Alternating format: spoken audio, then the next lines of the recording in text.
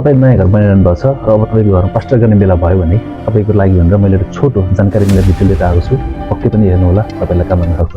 घरको बाहिरी भागमा प्लास्टर गर्दै हुनुहुन्छ भने 1/4 अर्थात् 1 बोरा सिमेन्टमा 4 बोरा बालुवा हुने गरी राखेर तपाईँले प्लास्टर गर्नुहोला र घरको भित्री भागहरूमा चाहिँ 1/5 को रेसियो प्रयोग गर्नुभयो भने राम्रो हुन्छ।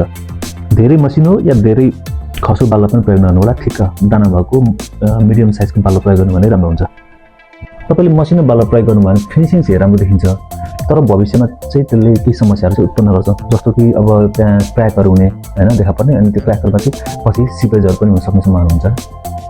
अनि धेरै खसो बालुवा छ भने चाहिँ त्यसको फिनिसिङ पनि राम्रो आउँदैन र वर्क इफिसियन्सी पनि हुँदैन। बालुवालाई चाहिँ तपाईँले जसरी भने पानीमै वास गर्नु होला, त्यसो गर्दाखेरि त्यहाँ भएको माटो पनि पखाल्ने भयो हैन, अनि अनावश्यक त्यो चिजहरू फोहोरहरू पनि के हुने भयो